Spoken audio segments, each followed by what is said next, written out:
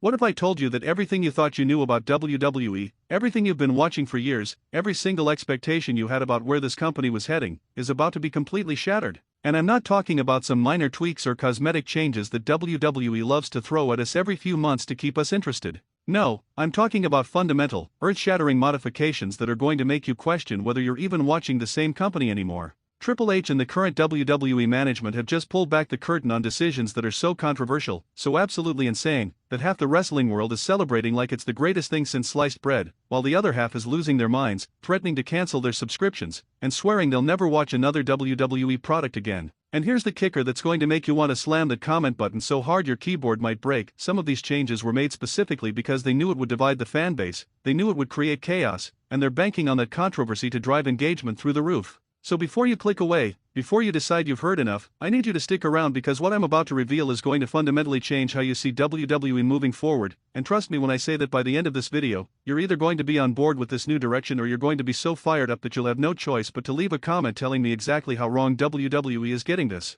But that's exactly what they want, isn't it? They want you talking, they want you arguing, they want you so emotionally invested that you can't help but tune in every single week to see what happens next. Let me take you back for a second because to understand where we're going, you need to understand where we've been. When Vince McMahon finally stepped away from WWE creative, the entire wrestling community held its collective breath. For decades, Vince was WWE. His vision, his fingerprints, his often bizarre and outdated ideas were stamped on every single segment, every storyline, every championship reign. We watched as talented performers got buried because Vince didn't see dollar signs when he looked at them. We witnessed incredible storylines get derailed at the last second because Vince changed his mind on a whim. We sat through countless episodes of Raw and SmackDown that felt like they were written by someone who hadn't watched their own product in years. The frustration was real, the disappointment was constant, and fans were leaving in droves because they just couldn't take it anymore. Then Triple H took over, and suddenly, there was hope. The man who built NXT into the most critically acclaimed wrestling brand in the world, the guy who understood what modern wrestling fans wanted,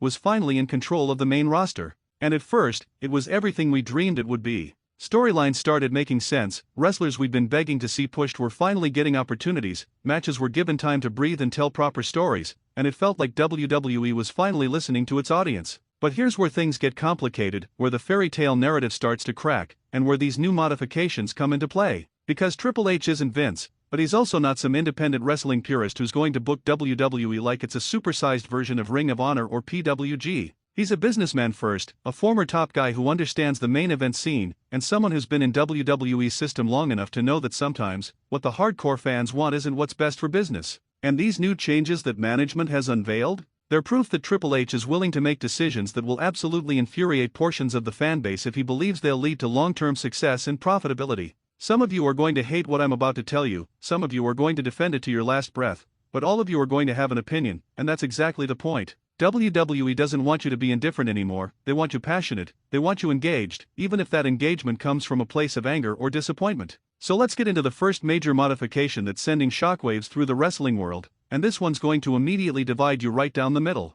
WWE has made the decision to fundamentally alter how championship reigns are structured, and I'm not just talking about who holds the titles or how long they hold them. I'm talking about the very philosophy behind what it means to be a champion in WWE. For years, we've operated under this assumption that championships should be prestigious, the title reign should be meaningful, that you don't just give the belt to anyone and you certainly don't hot potato it around like it's worthless. And for the most part, especially in the early days of the Triple H era, we saw that philosophy in action. Roman Reigns had the longest championship reign in modern WWE history, literally holding the title for over 1,000 days, and whether you loved it or hated it, you couldn't deny that it made the championship feel important. But now, WWE is pivoting in a completely different direction, and they're doing it deliberately, with full knowledge of how controversial it's going to be. The new approach is to create more frequent title changes, to make championships feel less like end goals and more like storytelling devices that can shift whenever it serves the narrative. Now before you lose your mind in the comments, let me explain the reasoning behind this, because it's actually more calculated than you might think.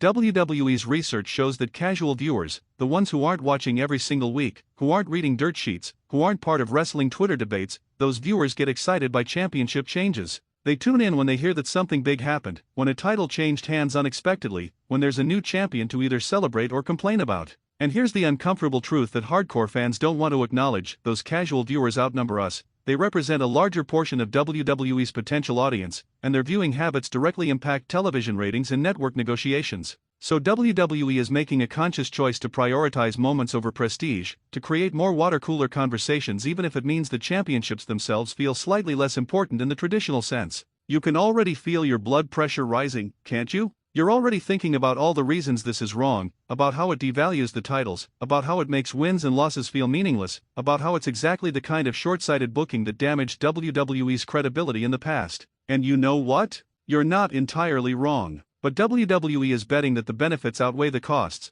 that creating more shocking moments will bring in more viewers than it drives away, and that in a landscape where they're competing with infinite entertainment options, predictability is more dangerous than instability. The second game-changing modification is even more controversial, and this one's going to make a lot of you question whether Triple H has completely lost the plot or whether he's actually a genius playing four-dimensional chess while we're all stuck playing checkers. WWE is dramatically reducing the emphasis on in-ring work time for major television segments. Yes, you heard that right. The company is actively choosing to feature shorter matches on Raw and SmackDown, particularly for main event level talent, in favor of longer backstage segments, more elaborate entrances, more extensive video packages, and more time dedicated to character development outside the ring. Now, if you're a wrestling purist, if you're someone who believes that bell-to-bell action is the most important thing, if you're part of the group that constantly complains about WWE matches being too short, this probably sounds like a complete nightmare. How can WWE call itself a wrestling company if it's not prioritizing actual wrestling? How can they justify cutting match times when fans are begging for longer, more competitive bouts? And why would Triple H, the guy who gave us NXT TakeOver Classics and who clearly understands what makes great wrestling great, suddenly decide that less is more? The answer is uncomfortable but backed by data that WWE has been collecting for years. Their internal metrics show that match quality and length have almost no correlation with segment ratings. In fact, some of their highest-rated segments have been ones with minimal wrestling, while some of their best in-ring performances have seen viewers tune out or change channels. The reality is that casual viewers, the ones WWE is desperately trying to attract and retain, are more invested in characters and storylines than they are in work rate. They want to understand why wrestlers are fighting, they want to care about the personalities involved, they want drama and emotion and spectacle. And here's the really controversial part: WWE believes that too much in-ring time can actually hurt character development because it leaves less room for the promos, interviews, and backstage interactions that make people care about the performers. So instead of giving you a 20-minute technical classic on free television, they're going to give you an 8-minute match that's designed to further a storyline, surrounded by segments that make you invested in what happens next. They're essentially saying that the match itself is just one tool in the storytelling toolkit, and sometimes it's not even the most important tool. Now, before you accuse me of defending this or supporting it, understand that I'm just explaining WWE's logic, and their logic is rooted in trying to appeal to the broadest possible audience. They're not making wrestling for the 1,000 people who will argue about star ratings on social media. They're making wrestling for millions of people who want to be entertained, who want to feel something, who want characters they can connect with, and who frankly might change the channel if you're giving them a 30-minute wrestling clinic with no emotional stakes or character development. Is this approach going to alienate the hardcore fan base that loves pure wrestling? Absolutely, and WWE knows that. But they're gambling that for every hardcore fan they lose, they'll gain 3 casual viewers who stick around because they're invested in the characters and storylines. It's a business decision disguised as a creative one, and it's going to define how WWE presents its product moving forward. The third modification is perhaps the most shocking and the one that's generating the most heated debate across every wrestling platform imaginable. WWE is implementing a new policy regarding outside appearances and independent bookings for their contracted talent, and this policy is so restrictive, so controlling, so completely opposite to the industry trend of wrestlers building their own brands, that it's going to fundamentally change the relationship between WWE and its performers. Up until now, especially in the post-pandemic era, WWE had loosened up considerably on what talent could do outside the company. Wrestlers were appearing on podcasts, building large social media followings, launching successful side businesses, doing convention appearances, and in some cases, even making independent bookings during their downtime. This created a situation where WWE superstars were able to develop their personal brands, connect directly with fans, and generate income outside of their WWE contracts. It seemed like a win-win situation where talent was happy because they had more freedom and opportunities, and WWE didn't really lose anything because it all contributed to their performers being more recognizable and marketable. But WWE's new policy is rolling back almost all of that freedom, and they're doing it for reasons that they claim are about protecting the brand but that many people believe are really about control and leverage. Under the new rules, talent will need explicit approval for almost any outside appearance. Their social media content will be subject to more oversight and restrictions, they'll be prohibited from launching certain types of businesses or making certain types of endorsements, and perhaps most significantly, they'll have strict limitations on what they can say about wrestling in general and WWE in particular when appearing on third-party platforms. The official explanation from WWE management is that they need to protect the integrity of their storylines, that they can't have wrestlers breaking character or revealing behind-the-scenes information in every podcast interview, and that as the company invests more heavily in its performers through better production, more promotion, and higher salaries, they need to ensure that those performers are representing WWE appropriately at all times. But critics of this policy, and there are many, see it as WWE reverting back to the controlling, restrictive practices that defined the Vince McMahon era, practices that frustrated talent and drove some performers to seek opportunities elsewhere. There's a real fear that this new policy will make WWE a less attractive destination for top independent talent who value their freedom and who have seen other wrestlers build successful brands outside of WWE's ecosystem. And here's why this modification is so genius from WWE's perspective, even if it's terrible for the wrestlers themselves. By restricting outside appearances and tightening control over how talent presents themselves, WWE is effectively ensuring that any star power created is star power that belongs to WWE, not to the individual performer.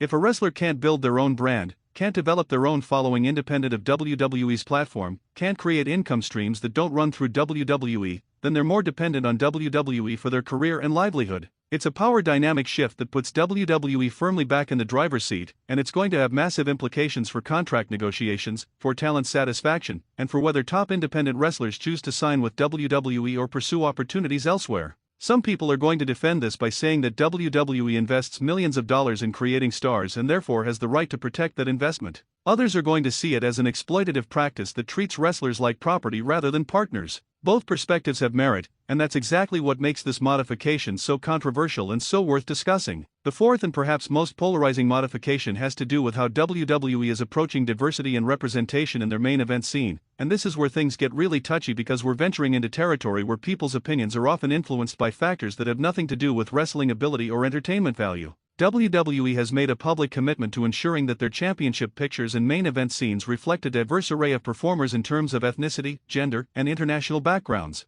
On the surface, this sounds like a positive thing, like something that everyone should support because representation matters and because WWE has a global audience that deserves to see themselves reflected in the top positions. But the controversy comes from how WWE is implementing this commitment and whether it's being done in a way that feels organic to storylines or whether it feels forced and artificial. Critics of this approach, and you know they exist in large numbers even if they won't always voice their opinions publicly, argue that championships and main event position should be based purely on merit, on who's the best performer, who's the most over with the audience, who draws the most money, regardless of any other factors. They look at situations where wrestlers of certain backgrounds seem to be getting opportunities that others aren't, and they question whether it's truly about who's best for business or whether it's about fulfilling diversity quotas and checking boxes to satisfy corporate initiatives. These critics will point to specific examples where they believe less qualified performers were pushed ahead of more deserving talent because of factors unrelated to their wrestling ability, and they'll argue that this kind of social engineering actually does more harm than good because it creates resentment and makes people question whether achievements are legitimate. On the flip side, supporters of WWE's approach argue that the old definition of merit was always subjective and often influenced by unconscious biases that favored certain types of performers over others. They'll point out that for decades, WWE's main event scene was dominated by a very specific archetype, usually tall, muscular, typically white males, and that countless talented performers who didn't fit that mold were overlooked regardless of their ability, charisma, or connection with the audience. They'll argue that making a conscious effort to diversify isn't about lowering standards or pushing unqualified people, it's about recognizing talent that might have been ignored under the old system and giving those performers the platform to prove what they can do. And they'll note that WWE's most successful periods, including right now, have featured diverse champions and main eventers, suggesting that representation and business success aren't mutually exclusive but can actually reinforce each other. The truth, as is often the case, probably lies somewhere in the middle, in that uncomfortable gray area where both sides have valid points but neither has the complete picture. What's undeniable is that WWE is making active decisions about who to push and how to structure their main event scene, and those decisions are being influenced by more than just traditional metrics like merchandise sales or crowd reactions. They're considering optics, they're thinking about how they're perceived globally, they're trying to appeal to changing audience demographics, and they're responding to corporate pressures and initiatives that extend beyond just the wrestling business. Whether you think this is good or bad probably says more about your own values and perspectives than it does about WWE's actual decision-making process. But what we can all agree on is that it's a game-changing modification to how WWE approaches its top positions, and it's going to continue shaping the product in ways that generate both praise and criticism. Now, having laid out these 4 massive modifications that WWE and Triple H have unveiled, I need you to understand something crucial. These aren't isolated decisions made in a vacuum. They're part of a larger strategic vision for where WWE is heading as a company, and that vision is fundamentally about growth, expansion, and appealing to the broadest possible audience. WWE isn't content being a wrestling company anymore, if they ever really were. They want to be an entertainment brand that happens to feature wrestling, a content creation machine that produces stars, moments, and stories that transcend the traditional wrestling fan base. And every one of these modifications, from how they handle championships to how they structure television to how they control talent to how they approach representation, is designed to serve that larger vision. You might hate that vision, you might think it's a betrayal of what wrestling should be, you might believe that WWE is sacrificing what made it special in pursuit of mainstream acceptance and corporate profits. Or you might think it's the exact evolution that WWE needs to remain relevant and successful in an entertainment landscape that's more competitive and fragmented than ever before. You might see Triple H as a visionary who's making tough but necessary decisions, or you might see him as someone who's lost touch with what made NXT special in the first place. And here's the beautiful, frustrating, absolutely maddening thing about all of this: WWE doesn't really care which side you fall on as long as you're engaged, as long as you're watching, as long as you're talking about it and sharing your opinions and driving engagement metrics that make their product valuable to television networks and streaming platforms. Think about that for a second, because it's the most important point I'm going to make in this entire video. WWE has figured out that in the modern content ecosystem, passionate negative engagement is almost as valuable as passionate positive engagement. As long as you're watching to see what they do next, as long as you're commenting and tweeting and making videos about their decisions, as long as you're emotionally invested enough to care whether they're doing things right or wrong, you're valuable to them. The only thing they truly fear is indifference, is people who just stop watching because they don't care anymore, because nothing WWE does generates any emotional response whatsoever. So when they make controversial modifications like the ones I've described, when they make decisions that they know will divide the fan base and generate heated debate, they're actually achieving their goal of keeping people engaged and invested. Does this mean that every controversial decision is just cynical manipulation designed to keep you hooked? Not necessarily, because I do believe that Triple H and the current management team genuinely think these modifications are best for WWE's long-term success. I think they've looked at data, studied trends, analyzed what's working and what isn't, and concluded that these changes, as controversial as they are, represent the best path forward for the company. But it would be naive to ignore the fact that controversy and debate serve WWE's interests, that having fans arguing passionately about their direction keeps the product in the cultural conversation in ways that universal praise never could. It's a delicate balance between making legitimate creative and business decisions and understanding how those decisions will be received and discussed by a fan base that's more connected and vocal than ever before. So where does all of this leave us as wrestling fans trying to figure out whether we should support these modifications or oppose them, whether we should give Triple H and WWE the benefit of the doubt or hold them accountable for decisions we disagree with? I think the answer is that we should do both simultaneously. We should absolutely voice our opinions, whether positive or negative, because that feedback matters and because wrestling is ultimately a conversation between the performers and promoters on one side and the audience on the other. If you hate the direction WWE is going, say so loudly and clearly. If you love it, defend it passionately. But we should also recognize that our individual preferences don't necessarily represent what's best for WWE as a business or what appeals to the majority of viewers who aren't as invested in the minutiae of wrestling as we are. The four modifications I've outlined today, the changes to championship philosophy, the reduced emphasis on in-ring time, the restrictive policies on talent appearances, and the approach to diversity and representation, are all going to shape WWE's product for years to come. They represent a clear vision for what Triple H and management believe WWE should be, and whether that vision aligns with what you want from professional wrestling is something only you can decide. What I can tell you is that these aren't temporary changes or experiments that will be rolled back if they don't work immediately. This is the new direction, this is what WWE is committing to, and we're all going to have to decide whether we're coming along for the ride or whether we're jumping off and finding our wrestling entertainment elsewhere. But before I let you go, before you head down to the comments to tell me everything I got wrong or right, I need to know what you think about these four massive changes. Do you believe that more frequent championship changes create excitement or devalue the titles? Is WWE right to prioritize character development and storylines over pure in-ring time, or are they abandoning what makes wrestling special? Are the new restrictions on talent appearances a necessary protection for the brand or an overreach that treats performers unfairly? And is WWE's approach to diversity and representation in the main event seen a positive evolution or a misguided attempt at social engineering that prioritizes optics over merit? These are the questions that are defining WWE right now, these are the debates that are happening in every corner of the wrestling community, and I genuinely want to know where you stand. Drop a comment below with your thoughts on any or all of these modifications. Tell me which change you think is most significant, tell me which one you agree or disagree with most strongly, tell me if you think Triple H is a genius or if you think he's destroying everything that made WWE special. And if you made it this far, if you stuck with me through this entire deep dive into WWE's game-changing modifications, do me a favor and share this video with someone who needs to see it, someone who's been as confused or frustrated or excited about WWE's direction as you are. Let's get a real conversation going about where wrestling is heading and whether these changes are ultimately going to be remembered as the moves that saved WWE or the decisions that drove fans away. The floor is yours, wrestling fans, so let me hear what you really think about Triple H and WWE management's absolutely insane modifications to the product we all love to watch, love to discuss, and apparently love to argue about endlessly.